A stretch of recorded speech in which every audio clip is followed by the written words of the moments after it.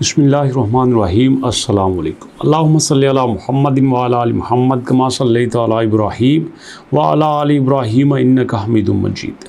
अल्लाहुम्मा बारिक अला मुहम्मदिन व अला आलि मुहम्मद कमा बारकता अला इब्राहीम व अला आलि इब्राहीम इन्नका हमीदुम मजीद। दोस्तों, इस वक्त मेरे सामने इंटरलिंक लैब का वाइट पेपर ओपन है और अगर आप इंटरलिंक लैब पे काम कर रहे हैं तो मैं आपसे रिक्वेस्ट करूंगा कि आप इसके वाइट पेपर को औखा सौखा हो कि एक बार ज़रूर पढ़ें और ख़ास तौर पर उसमें जो रोड मैप है, ये देखिएगा।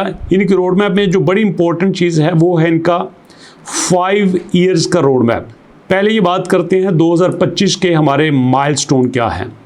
उसमें है AI model training and development, उसके बाद global user acquisition, interlink car launch, interlink token expansion और उसी के साथ नेक्स्ट ईयर में अपनी कोर प्रोडक्ट लॉन्च करेंगे, इकोसिस्टम को एक्सपेंड करेंगे, लिस्टिंग करेंगे इसकी USA की बड़ी एक्सचेंज में। इसका मतलब ये है कि आपका जो ITLG है वो 2026 में जाके लॉन्च होगा। और उसके बाद मज़े की बात ये है कि ये 2027 और 2028 में इन्होंने इकट्ठे ही अपने माइलस्टोन सेट किए हैं कि ITLG for the 1.4 billion without banks और IDs, user acquisition, ecosystem, interlink token expansion, global verification, infrastructure. अब ये बातें मैं आपको क्यों पढ़ के सुना रहा हूँ, इसके पीछे एक पर्पस है। अगर आप इनके रोड मैप को गौर से देखें तो एक ही चीज़ को रिपीटेडली कर रहे हैं, मतलब ये उस फार्मूले पे अमल कर रहे हैं। पहले हम अपना प्रोजेक्ट बनाएंगे, उसके बाद हम उसको स्टेबिलिटी की तरफ लेके जाएंगे। जो हम क्लेम करेंगे, जो हम नया प्रोजेक्ट लॉन्च करेंगे, जो नया फीचर लॉन्च करेंगे, उसको स्टेबल करेंगे, उसको लोगों तक लेके जाएंगे, लोगों को उसका फ़ायदा बताएंगे। जब तक लोग उसके साथ मैच नहीं करेंगे, कंपैटिबिलिटी नहीं होगी, तब फ़ायदा नहीं होगा।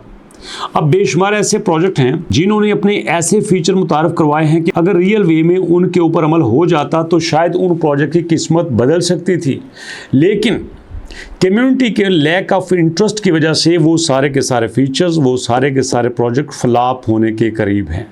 लेकिन अच्छी बात यह है इंटरलिंक की कि वो 2-3 चीज़ों को मर्ज कर रहे हैं। एक, उस वक्त तक किसी यूज़र को कोई रिवार्ड नहीं मिलेगा जब तक वो खुद मुसलसल एक्टिव नहीं होता। नॉर्मली ये होता है कि लोग एक रेफरल सिस्टम बना के उस रेफरल सिस्टम में टीम को ऐड करते हैं, टीम से काम लेते हैं, खुद आराम से बैठ के नए प्रोजेक्ट पे काम करना शुरू कर देते हैं और टीम से काम लेते रहते हैं। लेकिन उन्होंने कहा है कि अगर आपने हमसे रिवार्ड लेना है तो you must have to be activated with your team.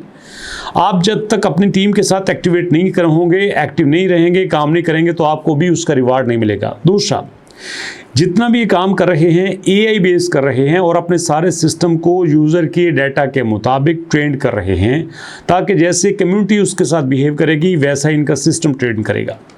उसके बाद यूज़र को सबसे बड़ा प्रॉब्लम ये होता था कि जब भी वो किसी भी क्रिप्टो करेंसी के साथ काम करते थे तो क्रिप्टो करेंसी को रियल वे में यूज़ करना बड़ा मुश्किल होता था। एग्जांपल आपको देता हूँ, मेरे पास फर्ज करो कोई भी क्रिप्टो करेंसी है, सबसे पहले मुझे ऐसा पेयर देखना पड़ेगा जो मेरी फिएट करेंसी के साथ मैच करता है। एग्जाम्पल के तौर पर मेरे पास XRP है और XRP को पहले मुझे डॉलर में कन्वर्ट करवाना पड़ेगा, फिर मुझे डॉलर से रुपीज़ में कन्वर्ट करवाना पड़ेगा, फिर रुपीज़ में कन्वर्ट करवाने के बाद मुझे अपने बैंक्स में लेके आना पड़ेगा, उसके बाद मैं उनको यूज़ कर सकता हूँ। लेकिन यहाँ पे आपका इंटरलिंक क्या कर रहा है, वो डायरेक्ट आपको कार्ड दे रहा है कि आप इन कार्ड को यूज़ करें, आपके पास जो भी करेंसी है ये ऑटोमेटिक कन्वर्ट होगा और आप किसी भी जगह पर आप इसको यूज़ कर सकते हैं।